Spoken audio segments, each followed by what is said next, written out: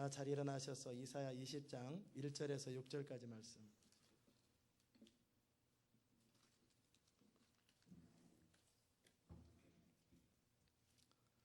봉독합니다.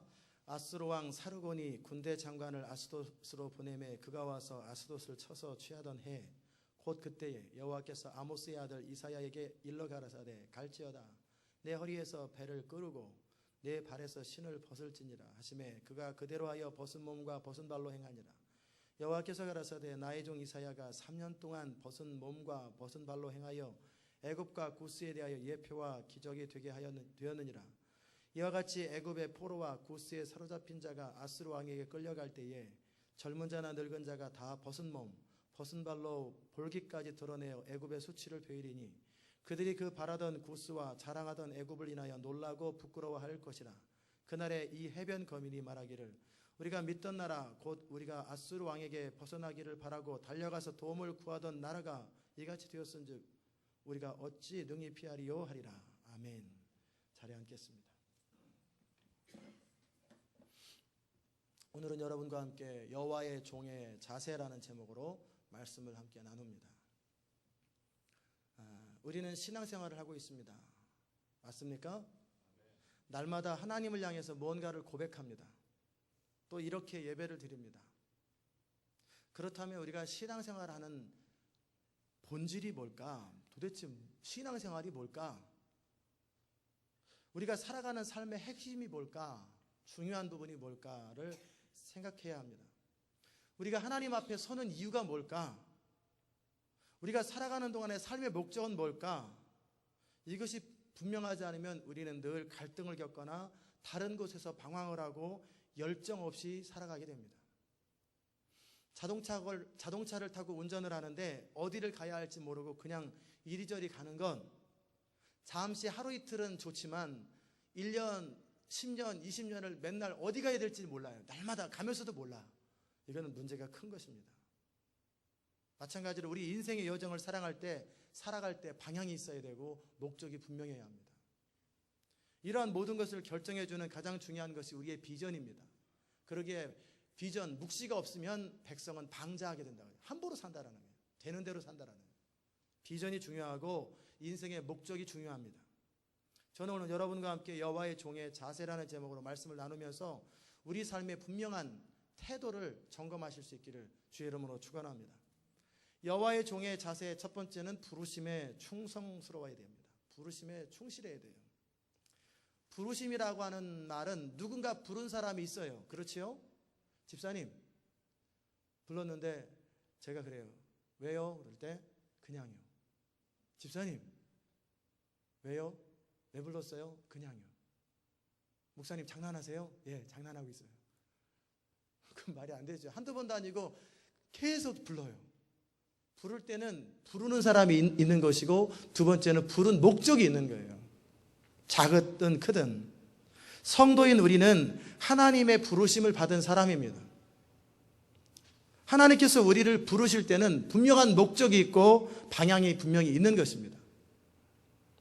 하나님께서 여러분과 저를 죄와 사망의 법에서 고통하고 죄의 결과로 불행하고 초라하고 무의미 없이 목적 없이 살아가고 그저 하루하루 현실대로 먹고 사는 것 때문에 치중해서 살아가는 우리를 불쌍히 여기셔서 우리를 구원해 주셨어요.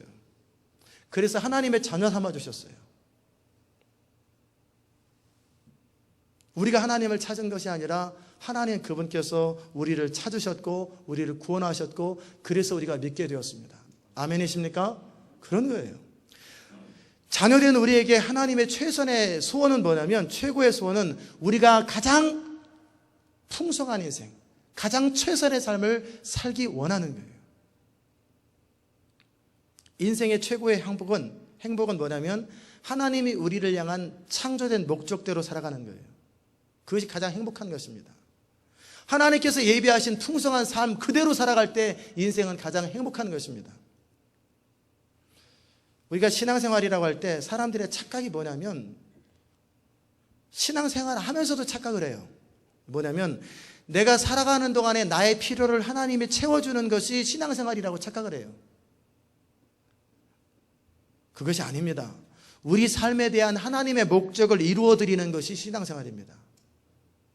다시 말하면 우리가 행복할 수 있는 비결, 최선의 삶을 살 수 있는 비결은 내가 인생을 스스로 결정해 놓고 이렇게 살아야지 저렇게 살아야지 결정해 놓고 하나님이 나를 도와주는 것, 이거 신앙 아닙니다.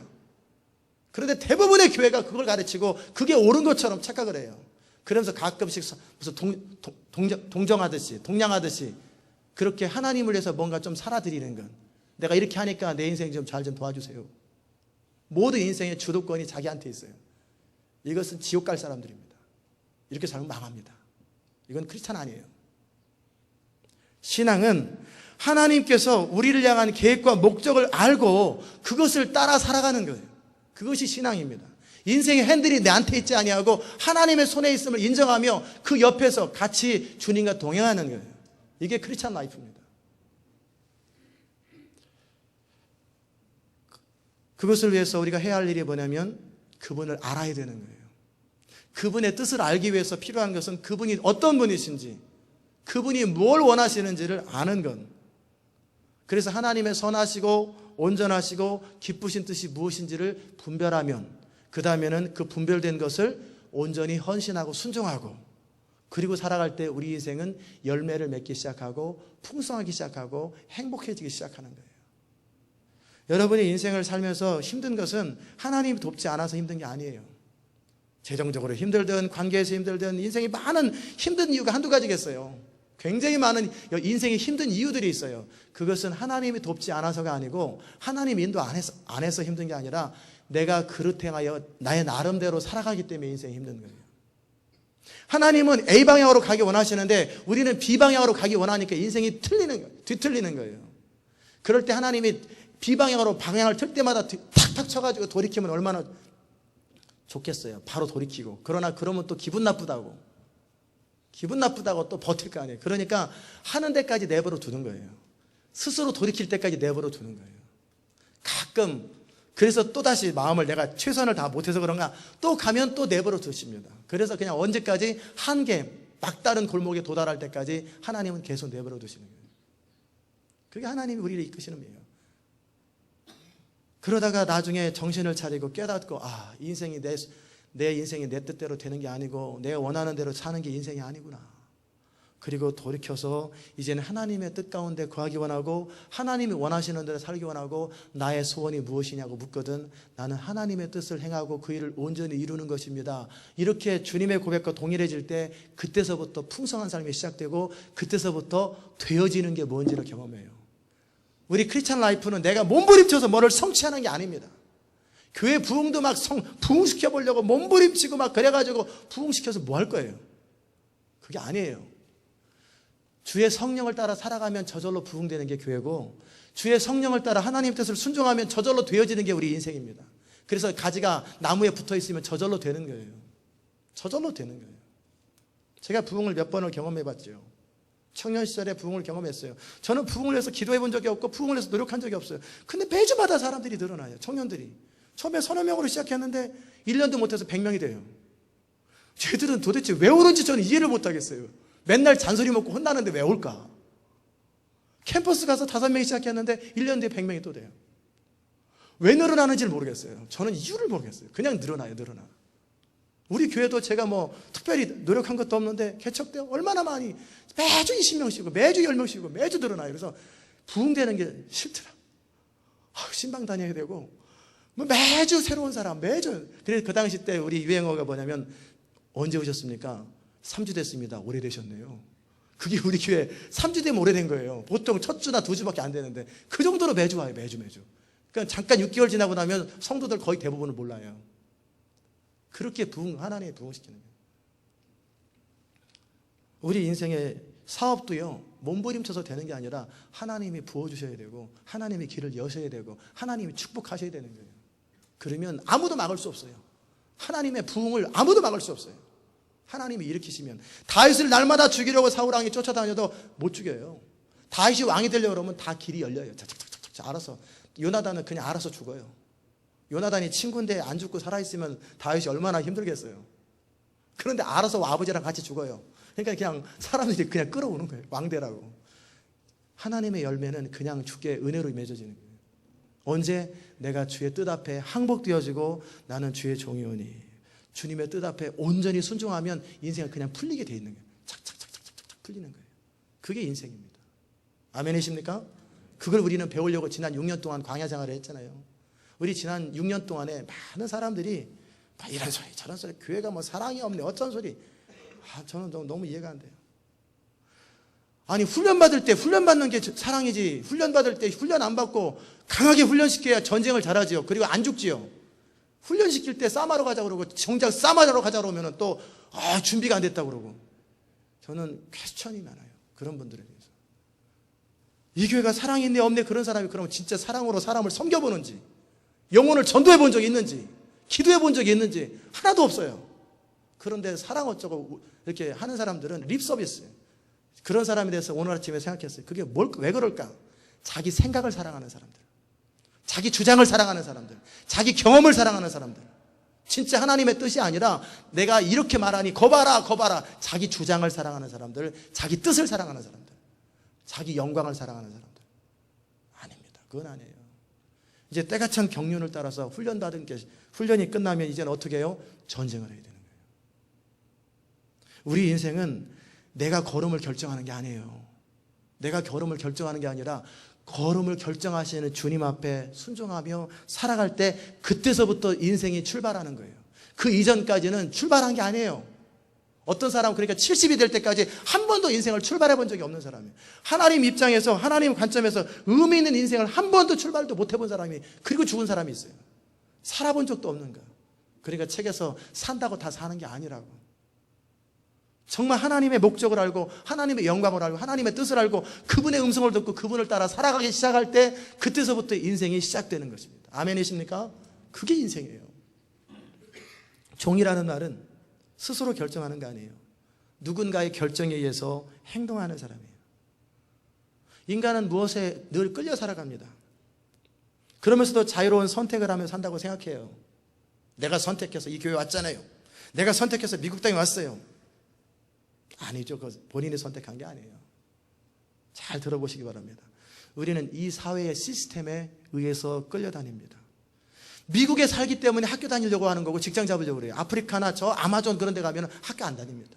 직장 필요 없어요.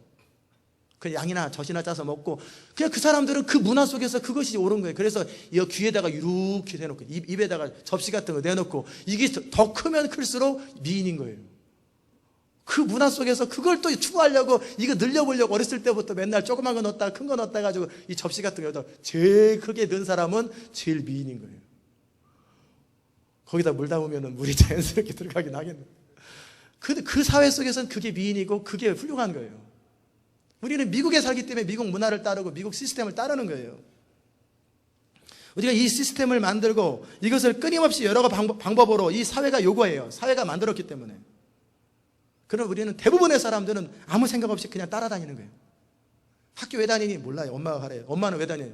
학교 다녀야 중학교 가고, 중학교 가야 고등학교 가고, 고등학교 가야 대학교 가고, 대학교 가야 사회 직장 가고, 이 시스템에 맞춰서 우리는 돌아가는 거예요. 쳇바퀴처럼. 그게 사람들의 라이프예요. 별 생각 없이 그냥 관습으로 따라다니든 학교 나오라고 그러든 그냥 따라다니는 거예요. 그래서 직장을 또 만들어내요. 이렇게. 사람들의 필요에 따라 직장을 만들어 놓고 거기에 또 들어가려고 길을 쓰고. 한때는 펜을 잡고 쓰는 사람들, 화이트 칼라라고 그러죠. 와이셔츠, 저는 오늘 또 블루 칼라를 일부러 입었습니다. 없어서. 하얀 걸 다 입어가지고 없어가지고 입었는데, 하얀 넥타이를 입어야 돼요. 아니, 하얀 와이셔츠를 입고 펜을 쓰면은 화이트 칼라라 대접을 받던 시대. 조선시대는 문관, 글 쓰고 공자왈, 맹자왈 하고 이런 하는 사람은 높은 데로 가요. 근데 무관은 칼싸움하고 무슨 이런 사람들은 그 다음 단계예요. 그러다가 무슨 진짜 요즘 시대에 최고 떠오르는 첨단 과학 공학자들, 엔지니어링 등은 중인이에요. 사람 취급도 못 받아요. 그 가운데 특별한 기술자들은 천민이에요. 천민. 이거는 그냥 완전히 자기 의지가 없는, 이게 조선시대 사회에서. 그러면 또 그렇게 사는 거예요. 그러다 요즘에는 엔지니어링, 컴퓨터, 사이언스, 침 만들고 그럴 때 이런 사람들 몇백만 불씩 들여가지고 막 스카우트 하잖아요. 그리고 뭐 할 줄 아느냐? 특별히 공부밖에 할 것 없는데요. 우리는 필요 없다. 그러면 이제 공부 다 하고 나서 할 게 없는 거예요. 그러니까 어떻게 해? 홈리스 하거나 아니면은 그냥 몸으로 또 하는 일을 하고, 이게 우리 시대의 사회예요. 사회가 변해서 그래요. 우리는 그냥 살아요. 그렇게 별 생각 없이. 또 사회 변화의 흐름에 맞춰서 또 미리 준비해가지고 또 살아가요. 그럼 누가 그런 사회를 만들었는지, 누가 그렇게 사회를 이끌어가는지 우리는 몰라요. 그냥 별 생각 없이 그냥 따라가요. 왜 그걸 해야 하는지, 내가 왜 이런 결정을 해야 되는지 깊이 생각 안 해요. 그냥 직장 결정하고, 학교 결정하고, 배우자 결정하고. 요즘 들어서 여자분들이 많이 피곤하단 말이에요. 왜 피곤하냐면 요즘 미인의 기준이 날씬한 거란 말이에요. 스키니한 거. 근데 중세시대 때 미인의 기준은 얼굴이 통통해요. 달덩이 같아야 되고, 몸도 허리하고 엉덩이하고 구분이 안 돼야 돼요. 그래서 지금의 2배 정도 돼야 미인의 기준이었단 말이에요. 그러면 여기 미인들이 많이 있죠. 그래가지고 그렇게 돼야만이 최고의 대접을 받는 거예요. 그럼 빼짝 마른 사람은 사람 취급 안 해요. 뭔가 저 사람은 병자인가 보다. 취급을 안 해요. 그런 시대 속에 살 때는 그게 기준이에요. 그럼 요즘은 좀 빼짝 말라야 돼요. 그러니까 밥 안 먹고 막 고민하고. 이게 사회란 말이에요. 옷을 살 때도 옷을 누가 결정하는지 아세요? 스타 한 사람이 옷을 일부러 딱 만들어요. 그러면 스타가 입은 게 아니에요. 옷 파는 사람이 디자인을 해가지고 스타한테 입혀놓는 거예요. 그래서 광고를 때리는 거예요. 그러면은 사람들이 그거 살려고 줄을 지면 그 사이에 돈을 버는 거예요. 유행도 유행을 만드는 사람이 따로 있어요. 사회 시스템도 사회 시스템을 만드는 사람이 따로 있단 말이에요. 그 사람들은 돈을 다 벌고 그 사람들이 다 주장하는 거예요. 그래서 핵심 그룹 3%에서 5%가 미국 전체 사회의 90%를 다 장악하잖아요. 우리는 열심히 돌아다니는 거예요. 열심히. 왜 하는지도 몰라. 그냥 시키는 대로 하는 거예요. 잘 길들여진 사람을 만들어서 편하게 부려먹는 것. 이게 시스템이에요. 그렇잖아요? 이 시스템의 핵심은 뭐냐면 인간의 욕구를 채우는 거예요. 그런데 인간의 욕구는 선한데 죄에 빠진 인간은 왜곡된 모습으로 욕구를 채웁니다. 충동적이고 이기적이고 과도하고 무모하게 욕구를 채워요. 필요 이상으로 먹어요. 하루에 그냥 적당히 먹으면 좋은데 많이 먹어가지고 배가 나와가지고 또 다이어트 한다고 또 운동하고, 그것도 안 되니까 다이어트 약을 먹고 필요 이상으로 먹어요. 필요 이상으로 누려요. 방을 필요만큼만 딱 하면 되는데 한 사람이 사는데 방을 7개를 가지면 필요 이상이거든요. 한 사람 살 때는 원룸에 살거나 손님을 위해서 투룸에 살면 되는 거예요. 4사람이 살 때는 4룸이나 우리 성도들은 그런 거에 해당되시는 분이 없겠지만 어떤 분은 방이 30개예요. 그거 한다고 또 청소를 하는 사람 데리고. 왜 그러냐 봤더니 나중에 집값 오르면 팔으려고. 그러면서 그 집은 거의 대부분의 사람들이 방 하나에 살고 나머지 29개는 그냥 장식이에요. 그래서 집값 오르면 또 다른 사람도 한 가족이 한 방에 살아요. 이거 문제다. 그렇지 않습니까? 제가 전도사 시절에 제가 기도하면서 하나님 앞에 집을 이사 가는데, 제 결혼 전에 기도했던 기도의 제목은 하나님 5년 동안에는 25평 이상에서 살기 원합니다. 돈은 하나도 없지만 주께서 인도하소서. 그랬을 때 25평, 27평에서 아파트에 살다가 가격이 올라가지고 옮겨가려고 그러는데 없는 거예요. 그 6천만 원 가지고 집을 살 게 없어요. 아니 렌트가 전세 들어갈 데가 없어요. 그래가지고 알아보라고 그랬더니 하나 났다고 전화가 왔어요. 갔더니 골프장 2개 갖고 있는 사람이 살고 있는 가지고 있는 집인데 진짜 큰 집. 샹들리에가 3천만 원짜리고 부엌고 방도 되게 많아요. 여기서 그냥 살으래요. 당신이 내고 싶은 만큼만 내고 살으래요. 어떻게 했을까요? 생각해 봤어요. 이거를 2가지 이유 때문에. 이 많은 방들, 많은 집들 가운데 방 하나에서 살고 연료비 때문에 하나에서 살고 나머지 다 또 이렇게 살 거 뻔한데 이걸 왜 하냐? 이걸 왜 하느냐? 2번째는 우리 성도들이 신방 왔을 때 목사님 내 집은 방이 20개더라, 거실에 들어가는데 한참 넓더라. 이것도 문제가 많겠구나. 싫다고 나 안 산다고. 그래서 그냥 단독주택으로 또 렌트해서 갔죠. 근데 사람들은 재산 축적을 위해서 그렇게 해요. 그게 사람 안에 있는 이기심입니다. 필요 이상으로 뭔가를 추구해요. 또 정상적인 방법으로가 아닌 욕구를 채우려고 하다 보니까 세상에 쾌락과 허무가 가득해요. 이게 맞는지는 모르겠어요, 과학적으로. 그런데 제가 어떤 분이 그런 얘기 책에서 봤던가 그랬어요. 마약을 왜 먹는지. 마약의 종류가 계속 있어가지고 나중에 코케인 계속 점점 강도가 세지는 마약이 있대요. 그 마약을 먹을 때 마약의 효과가 어떻게 나타날까? 분명히 뭔가 우리 몸에 반응이 날 때는 어떤 작용을 할 거 아니에요. 다른 걸 먹으면 단맛을 느끼는 것처럼 마약이 뭔가 작용을 할 텐데 그걸 어떻게 하나 봤더니 우리 뇌 안에는 슬플 때는 슬픔을 느끼고 기쁠 때는 기쁨을 느끼고 즐거울 때는 즐거움을 느끼는 호르몬이 있대요. 이렇게 뇌 조직이. 그런데 우리가 기쁠 일이 별로 없고 그러니까 어떻게 하냐면 강제로 기쁘게 하는 거예요. 그것은 우리 안에 한정된 용량이 있기 때문에 라이프타임으로 매일 기뻐하면서 어느 정도 살아도 되는데 하루에 한 방울이면 충분히 예를 들어서 기뻐할 수 있는데 1000방울을 쓰는 거예요. 그러니까 히스테리처럼 폭발하는 거예요. 감정이. 신경이 그래야 되는 거예요. 그런데 그것이 한정이 무한히 계속 나오는 게 아니라 한정이 되어 있는 거예요. 그래서 뇌 안에 있는 것들을 다 써버린 거예요. 그러니까 더 강도를 세게 해야지 나중에 결국 고갈이 돼버리는 거예요. 그러면 기쁨의 셈이 없어져 버린 거예요. 그럼 어떻게 해요? 기쁠 일이 없어요. 계속 우울해지는 거예요. 그러다가 이 우울한 감정, 절망감을 견디지 못하니까 자살해버리는 거예요. 그게 마약의 증상과 과정이라고 그러길래 그 말도 말이 된다. 일시적으로 강제로 기쁨을 추구하는 거예요. 강제로. 기쁠 일이 없으니까. 그러니까 순간적으로 이 정도면 충분히 기쁘고 즐겁고 막 행복감이 느껴야 되는데 100배로 느끼니까 히스테리 증세가 막 미친 사람처럼 너무나 이상해가지고 근데 다 써버린 거예요. 그걸 우리 뇌에 있는 걸 다 쓰니까 이제는 절망감이 빠지고 우울해가지고 그게 너무 심해지니까 자살해 죽어버리는 거예요. 그게 마지막 마약의 갈 길은 자살이잖아요. 그렇다라는 거야.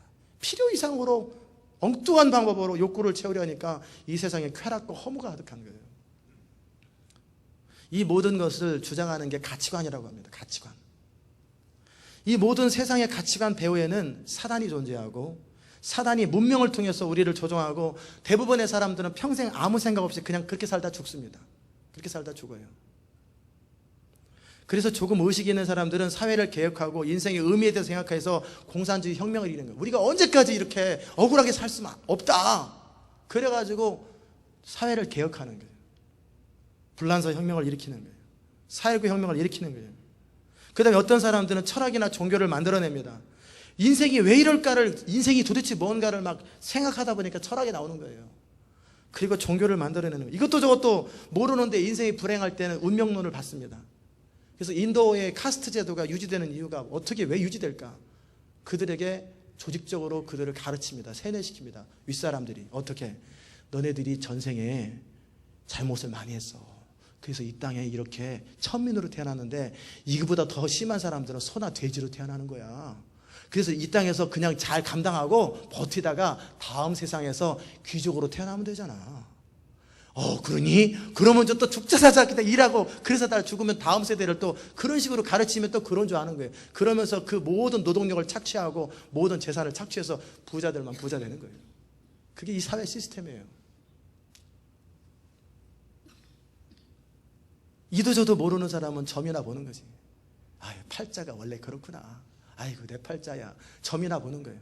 그러면서 자기를 스스로 위로하는 거예요. 사이비 종교 가서 이상하게 빠져가지고 자기를 위로하는 것. 이게 뭐냐면 목자 없는 양, 인도자 없는 사람들이 살아가는 모습입니다.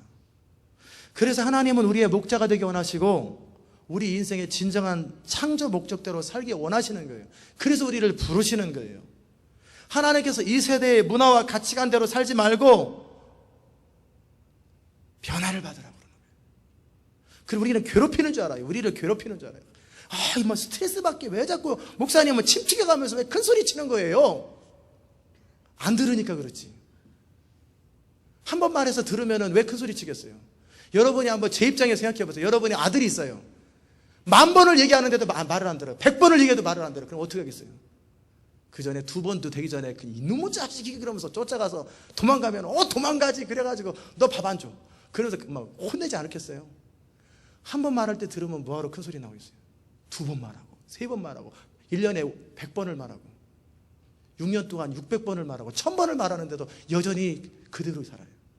다는 아니지만 그런 사람이 있더라는 거예요. 가끔씩 그 사람들까지 내버려두면 돼요. 제가 간단하게 목자의 마음 없이 에라 그렇게 살게 내버려두자. 된 사람들만 데리고 가자. 이게 성공 방법이에요.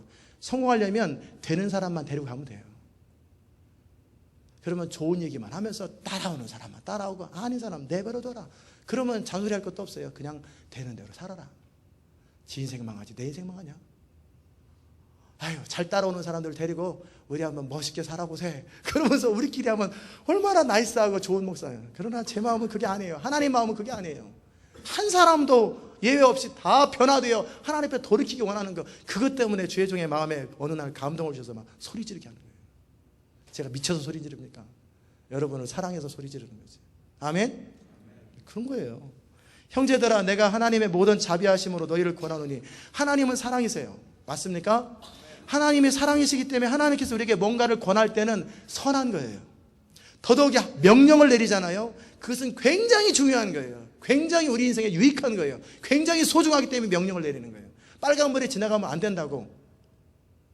그것이 왜 그렇게 벌금이 세냐면 너무나 중요하고 인명을 해치기 때문에 그러는 거예요.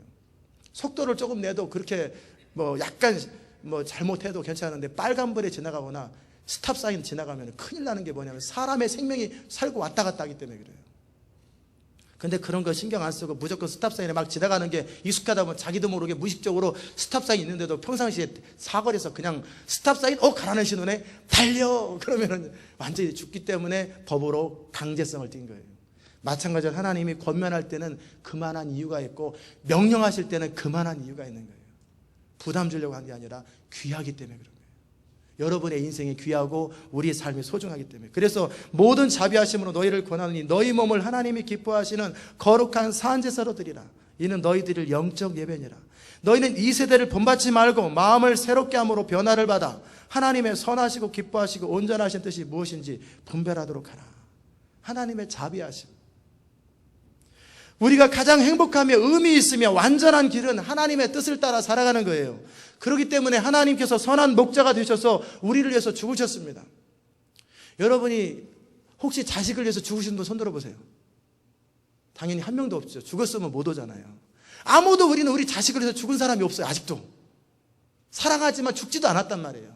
그런데 하나님은 우리를 사랑해서 우리를 위해서 죽으실 만큼 사랑하시고 실제적이고 현실적으로 사랑하시는 분이세요. 그런 하나님께서 우리를 괴롭히실까요? 그런 하나님께서 우리를 잘못 인도하실까요? 하나님의 뜻을 따라 살아가는 것이 최고의 인생입니다. 그러면 하나님이 기뻐하시는 산제사로 드린다는 건 더 이상 죄에 빠져서 충동대로 살지 아니하고 이제는 우리 몸이 길들여지는 걸 말해요. 하나님의 뜻을 따라서 길들여지는 것. 우리가 우양우 하면 오른쪽, 좌양좌 하면 왼쪽 그렇게 하는 것처럼 길을 들이는 것처럼 우리 몸을 다스리라는 거예요. 충동을 따라 살지 말고 욕구를 따라 살지 말고 죄를 따라 살지 말고 우리 영 안에 성령을 넣어주시고 성령이 거하시면서 우리가 거듭날 때는 성령이 우리 영을 새롭게 하시고 살렸다라는 거예요. 그러면 거듭나면 우리 영이 살아나면서 영 안에 성령이 거하셔서 우리 안에 소원을 두셔서 하나님께서 우리를 통해서 하나님의 뜻을 알게 하세요. 그러면 여기는 이제 하나님의 뜻대로 살아갈 수 있는 능력이 생기는 거예요. 그러므로 우리가 인간적으로, 인격적으로 결정해서 이제는 마음으로 하나님의 뜻대로 살기 원합니다. 하나님의 뜻대로 살기 원합니다. 이 고백을 하는 거예요. 이젠 더 이상 내 욕심과 내 욕구대로 내 생각대로 살기 원치 아니하고 하나님의 뜻대로 살기 원합니다. 그걸 끊임없이 고백하라는 거예요. 끊임없이 고백하라. 그리고 선포하라는 거예요. 그리고 도와주십시오, 성령님. 그러면 성령이 우리의 삶을 이끌어 가시는 것. 이걸 뭐라고 그러냐면 영으로서 몸의 행실을 죽이면 살리니. 무릇 하나님의 영으로 인도함을 받는 그들만이 하나님의 아들이라는 거예요. 하나님의 영으로 인도함을 받는 그 사람들이 하나님의 사람들이라는 거예요. 이렇게 첫 번째 선택을 하고 나서 이런 과정과 동시에 할 일이 뭐냐면 우리 생각 안에 잘못된 생각들을 바꾸는 거예요. 우리의 감정을 바꾸려고 노력하지 마십시오. 감정을 바꾼다고 바꿔지지 않아요. 감정은 그냥 리액션이에요. 반응이고 감정을 바꾸려면 생각을 바꿔야 됩니다. 우리가 믿는 것을 바꾸고 생각을 바꾸면 감정이 바뀌는 거예요. 감정을 누를 수도 있어요. 왜? 체면 때문에. 그러나 폭발합니다. 감정은 우리의 가치 판단이 바뀌면 옳고 그름이 바뀌면 우리 생각이 바뀌면 감정이 바뀝니다. 여러분이 지금 굉장히 힘들어요. 굉장히 어려워요. 예를 들어서 그렇다 할 때 1년 뒤에 여러분이 하나님께서 여러분을 건지셔서 존귀하게 만들고 영광스럽게 할 거라는 걸 알고 있다면 나의 인생은 첫째 존재할 것이요, 두 번째는 버틸 것이요. 그럴 거 않겠어요? 가치 판단이 바뀌면 감옥에 갇혔어도 기뻐할 수 있는 거예요. 가치 판단이 바뀌어야 돼요. 우리의 생각은 본능적인 욕구와 이 시대와 사회 시스템이 우리에게 넣어준 대로 생각합니다. 끊임없이 인포메이션이 들어와요. 끊임없이 우리 눈에, 귀에, 우리 감각을 통해 수많은 이야기들이 막 계속 들어옵니다. 텔레비를 통해 들어오고 끊임없이 이야기가 들어와요. 뭐가 옳으네, 뭐가 그래, 이게 좋네, 이게 맛있네, 이게 뭐, 끊임없이. 그럼 우리는 한번 그럴까? 한번 진짜인가? 확인해. 유혹에 빠져서 또 그대로 가는 거예요. 그게 인생이에요, 인생. 모든 기준들이 이 사회가 말하는 대로 살아갑니다. 그러다 보니 전혀 의식하지도 못한 채 학교에 애들 보내는데 학교는 또 잘 가르치는 줄 알아요. 또. 그 학교에 별의별 사람이 다 있는데. 우리 전교조라고 아시잖아요. 학교에 데모하던 사람이 다 들어가서 사람을 세뇌시켜가지고 그 사람들이 선거나이 돼가지고 그들이 뭐 했어요? 대통령도 되고 다 했잖아요. 학교에서 다 세뇌를 시켜버리는 거예요. 똑같다니까. 학교는 우리는 옳은 줄 알아요. 아니에요. 어떤 사람이 선생님인지 어떻게 알겠어요? 그러기에 정말 자녀들에게 좋은 선생님이 연결되도록 선생님들을 위해서 기도하는 것이 그렇게 중요한 거예요. 우리는 그냥 당연히 너무나 잘하겠지. 근데 학교에서 온갖 나쁜 짓을 다 배운다니까요. 학교에서. 그러면서 아무 생각 없이 보내는 거예요. 학교 가서 선생님 말씀 잘 들으라 하는데 선생님이 인본주의자예요. 선생님 말씀 잘 순종해라. 근데 선생님은 마약 먹으라고 그래요. 그러면 순종 잘. 이게 학교란 말이에요, 학교. 그 다음에 신문이 옳겠지. 안 그래요. 옳지 않아요. 신문은 누군가가 주장을 해요. 주동을 해요. 그래서 한국 땅에 이슬람 얘기, 나쁜 얘기 거의 안 나오잖아요. 이슬람 지도자들이 한국 땅에 방송국 피드때 돈을 엄청나게 푼대요. 그래서 이슬람에게 해되는 얘기 전혀 안 하고 기독교 해되는 얘기만 골라서 방송에 내보낸다라는. 그러니까 한국 사람들은 또 다 조종돼가지고 그런 줄 알고 또 사는 거예요. 검열 기관이 없어요. 옛날에 우리 군사정부 때 그랬잖아요. 언론을 통제하잖아요. 그래서 헌법에 언론 출판의 자유가 있어도 지도자를 다 바꿔버리는데, 임명해버리는데. 그러니까 통제한단 말이에요. 언론을 통제하고 생각을 통제하고 광고를 통해서 우리는 그냥 그렇게 살아가는 거예요. 별 생각 없이 이렇게. 우리는 그래도 양심이 있잖아요. 우리 이성이 있잖아요. 다 오염됐습니다. 에라스무스는 이성이 오염 안 됐다고, 플라톤의 이성이 오염 안 됐다. 오염됐습니다. 우리 생각은 오염됐어요. 뭐가 옳은지 뭐가 그런지 판단 기준이 약해요. 알아도 못하고 잘 구분도 못합니다. 양심도 흐려졌어요. 그 양심이 더 이상 기능을 잘 못해요. 그러기에 하나님이 말씀하신 거예요. 이제는 네 양심 믿지 마라. 만약에 사람들이 양심껏 살면 이 세상이 이렇게 돌아가겠어요?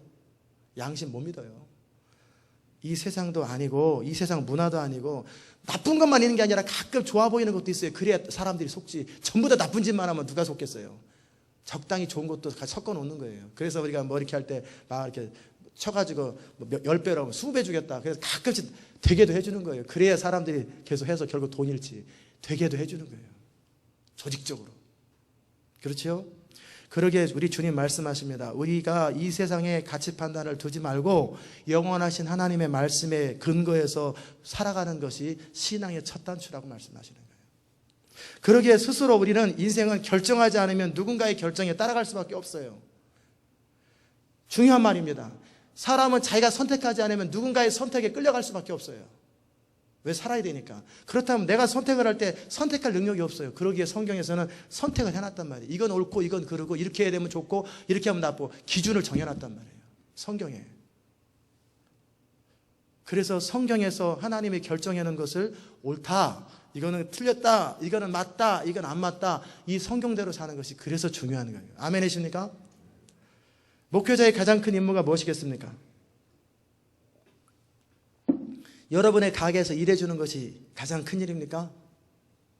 그런 적도 있었죠. 저는 가게에서 일도 해줍니다. 바쁘면은. 개척 때는 그랬어요. 같이 놀아줍니까? 그때 맞장구 쳐주고, 그게 훌륭한 일입니까? 아니면 잘못 가고 있는 사람한테 잘한다 거짓말하는 게 목회자의 사명입니까? 아니면 인생의 큰 방향을 잃고 하나님의 목적에서 벗어나 헤매는 사람들에게 별일 없을 것이며 마침내 하나님이 함께 하실 거라고 그렇게 말해주는 게 잘하는 일입니까? 아니에요. 심리적으로 위로하는 게 잘하는 일입니까? 아니에요. 여호와 중에 가장 큰 역할은 뭐냐면 하나님의 말씀을 선포하는 거예요. 이 시대 가운데 살고 있는 사람들에게 구체적으로 적용해 주는 거예요. 그래서 바르게 살도록, 하나님의 목적을 찾도록, 하나님의 뜻 가운데 거하도록, 그래서 하나님의 풍성함과 행복과 형통함을 맛볼 수 있도록 도와주는 것, 이것이 목회자의 사명입니다. 맞습니까? 맞는 거예요. 이게 여호와의 종의 임무입니다. 그러기 위해서 여호와의 종들은 먼저 하나님의 부르심을 알고 성도들로 하여금 부르심을 알도록 해주는 거예요. 사람은 자기가 경험한 것 이상은 못 가르칩니다. 그래서 경험해야 되는 거예요. 기도의 능력을 가르치기 원하는 사람은 기도를 통해서 본인의 능력을 경험해 봐야 돼요. 그를 위해서 하나님을 알고 하나님에 대한 왜곡된 생각들을 바꿔주는 거예요. 성도들에게 인생의 의미와 목적들을 왜곡되어 있는 것들을 바꿔주고, 그래서 성령의 도우심으로 진리를 자세하게 풀어서 가르쳐줘서 하나님의 뜻대로 살 수 있도록 도와주는 거예요. 저는 여러분이 모두가 예수 안에서 하나님의 부르심을 따라 살기를 원하고, 또 저와 같은 동역자가 되어서 누군가 다른 사람에게 그렇게 선한 영향력을 미칠 수 있기를 주의 이름으로 축원합니다. 두 번째 여호와의 종의 임무는 뭐냐면 하나님의 뜻에 온전히 순종하는 것. 하나님의 뜻을 알고 나면 그 다음에 해야 할 일은 순종하되 마지못해가 아니라 온 마음을 다해서 순종하는 거예요. 우리가 하나님과의 관계를 통해 그분을 압니다. 그분을 사랑하게 됩니다. 그런다면은 하나님의 뜻에 온전히 순종하는 것, 이게 행복의 비결이고 여호와의 종의 자세입니다. 이사야 6장에서 누가 나를 위하여 가며 내가 누구를 보낼고 할 적에 쟤를 보내세요. 안 그러고 주여 내가 여기 있나이다 나를 보내소서. 그랬더니 하나님이 그때서부터 그와 함께 사역을 시작하는 거예요. 그리고 계속해서 하나님 뜻대로 말씀을 전합니다. 오해도 많이 받고 모독도 많이 받고 조롱도 많이 받습니다. 그러나 여전히 전합니다. 그런데 오늘은 한 걸음 더 나가서 더 엄청난 일을 하나님이 시키셨습니다. 애굽과 구스에 대해서, 이디오피아와 이집트에 대해서 예언을 선포하라. 히스기야 당시인데, 그 당시에 아시리아가 세력을 확장하고 있을 때 블레셋 방백 가운데 하나인 아스돗이라는 동네 그 지역에서 반란을 했습니다. 그리고 반란에 참여하라고 막 그랬어요. 왜? 압제가 너무나, 아시리아 이 사람들은 로마하고 다르고 달라요. 이건 완전히 무도한 사람이에요. 완전히 짓밟아버리고 그냥 너무나 잔인하기 때문에 어떻게 하냐면 반란을 일으키는 거예요. 711년 BC에. 그때 강대국 아시리아를 대항하면 애굽이 뒤에서 도와줄 거라고 약간 뉘앙스를 비쳤어요. 이라크가 뭣도 모르고 미국이 도와줄 줄 알고 있다가 전쟁에서 안 도와주니까 망해버렸잖아요. 그래서 사담 후세인이 잡혔잖아요. 똑같은 게 뉘앙스를 풍겨주는 거예요. 구스가 우리가 돕겠다. 구스 집, 그러니까 이 아스돗과 유다도 설득하는 거예요. 우리도 같이 하자. 그래서 이 아시리아를 물리치고 독립을 쟁취하자. 그 배경입니다. 그럼 유다 왕과 백성들은 결정을 해야 돼요. 뭔가를 선택해야 돼요. 그럴 때 이사야 선지자에게 말씀하신 거예요. 뭐라고? 애굽과 구스에 대해서 이렇게 예언을 해라. 그리고 유다 백성들에 대해서 바르게 판단하라고 말하라. 어떻게 합니까? 일단 옷부터 벗어라. 예? 못을 벗으라고요? 그래. 겉옷, 속옷도 벗어. 팬티는요? 입어라. 팬티만 입어라. 이스라엘 백성들은 겉옷 하나 벗고 다니는 것도 수치인데 팬티만 입고 머리 산발하고 발은 맨발 벗고 다녀라. 그리고 숨어 있지 말고 돌아다녀라. 사방에 돌아다니는 거예요. 구스와 애굽이 이렇게 벌거벗길 것이다. 아수르 왕에게 젊은 자나 늙은 자나 벗은 몸으로 끌려갈 것이다. 그들의 볼기짝이 나올 것이다. 이것을 증거로 삼고 예표로 삼고 네가 먼저 시범을 보여줘라. 이렇게 될 거라고. 이집트하고 구스, 이디오피아가. 그러니까 하나님의 말씀을 선포하는 이 사람 왕족입니다. 공부도 굉장히 많이 하는 사람이고 똑똑한 사람이에요. 보세요. 이사야서의 예언이 어떤 예언서보다 가장 깊이가 있거든요. 가장 귀한 이런 사람이 어느 날 갑자기 사람들이 두려워하면서도 존경을 하는데 어느 날 갑자기 팬티만 입고 돌아다니는 거예요. 막 돌아다니는 거예요. 그래서 외치는 거예요. 왜 그러십니까? 그러면 이집트가 이렇게 망할 것이고 구스가 이렇게 망할 거다. 그러므로 유다 땅 들어라. 진정 믿고 의지할 분은 하나님이시지 애굽도 아니고 구스가 안 도와줄 거다. 반란에 참여하지 말고 지금 당하라는 거예요. 아시리아가 이스라엘을 핍박하는 것은 하나님의 뜻이다. 유다 땅이 범죄함 때문에 당하는 것이다. 반발하지 말고 하나님 앞에 돌이켜라. 때가 되면 아시리아도 멸망하고 바벨론도 다 멸망한다. 도림이 없는 인생을 의지하지 마라. 그냥 당하라. 지금 그러고 있는 거예요. 그날의 해변 거민이, 즉 블레셋 거민을 해변 거민이라고 합니다. 블레셋 백성들이 말하기를 우리가 믿던 나라, 우리가 아수르에서 벗어나기를 바라고 도움을 구하던 이집트와 구스가 이와 같이 되었은즉 우리가 어찌 능히 피하리요 하며 탄식할 것이라는 거예요. 이걸 예언하라는 거예요. 이를 위해서 이사야는 3일도 아니고 3년 동안을 벌거벗고 다니는 거예요. 밤에 얼마나 또 춥겠어요. 어찌 보면 미친 사람이죠. 이렇게 다니는 이사야가 진짜 여호와의 종인 거예요. 제가 날마다 강단에서 마지막 시대에 대한 말을 선포하고 부흥을 준비하라고, 이것은 가벼운 임무입니다. 가벼운 임무예요. 저보고 애틀란타에 벌거벗고 다니면서 3년 동안 외치고 다니라고 그러면 얼마나 힘들겠어요. 아이, 미쳤구나, 드디어 미쳤구나, 내 그럴 줄 알았다, 그러지 않겠어요?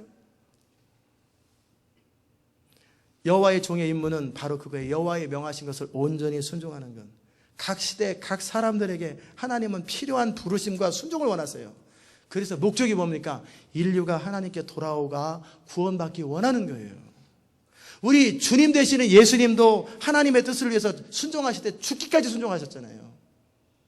노아 할아버지도 120년 동안 미친 소리 들어가면서 사람 취급 못 받으면서 방주를 지었잖아요. 그것도 산꼭대기에다. 완전히 미쳤죠.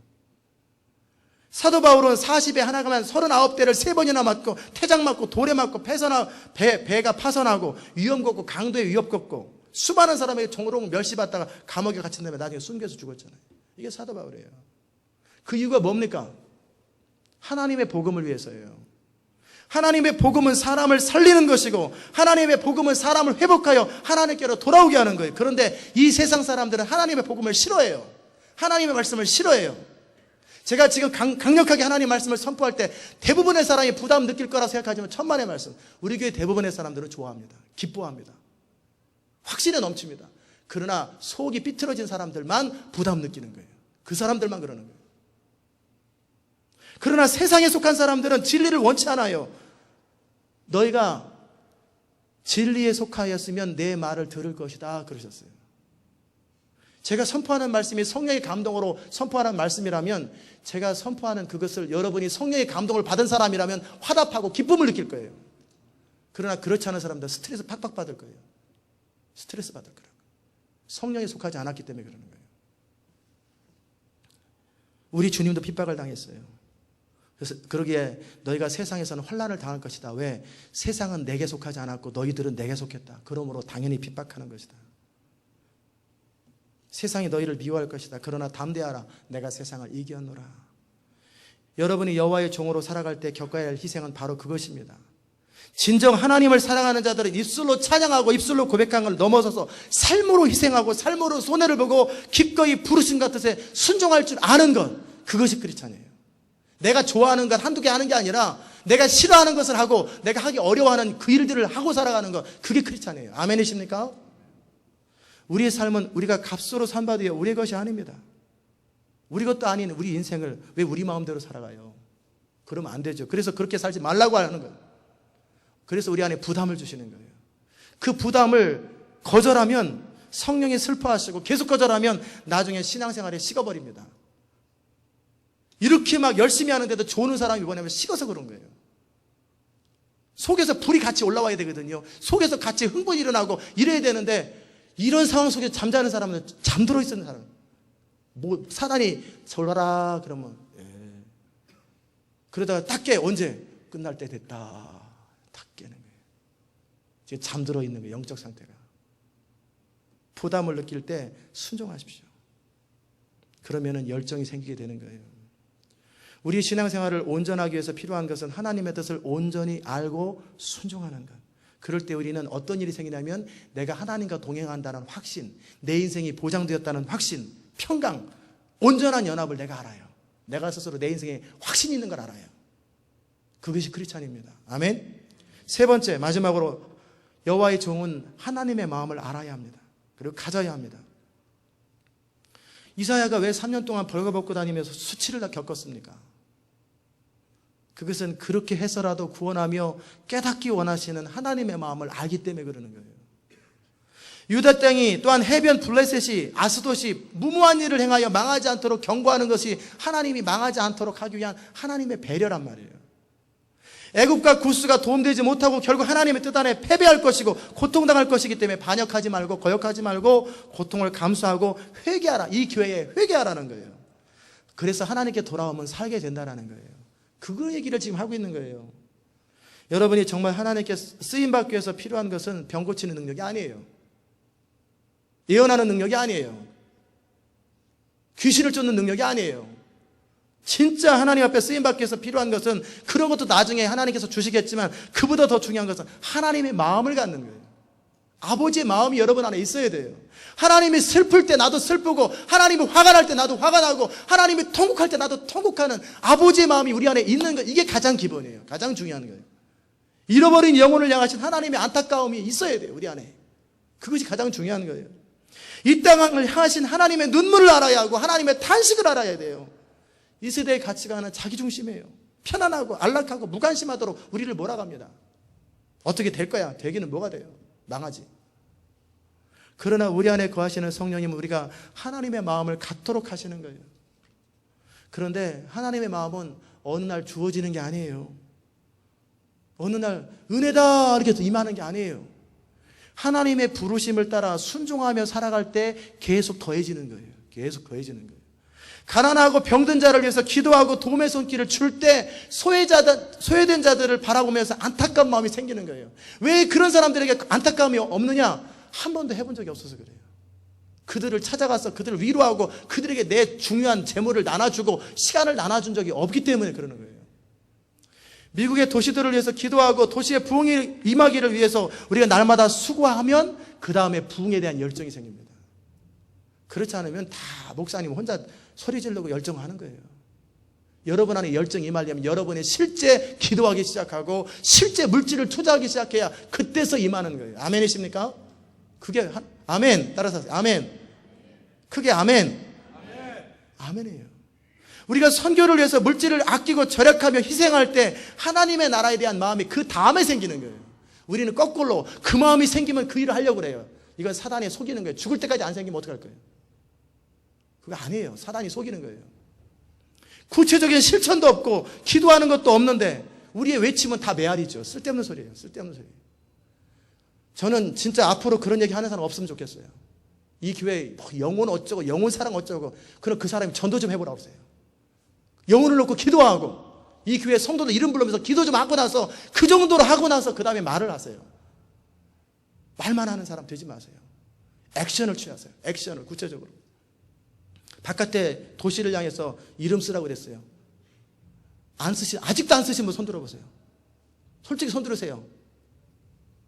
지금 가서 확인하라고 그럴 테니까 손 드세요. 번쩍 드세요.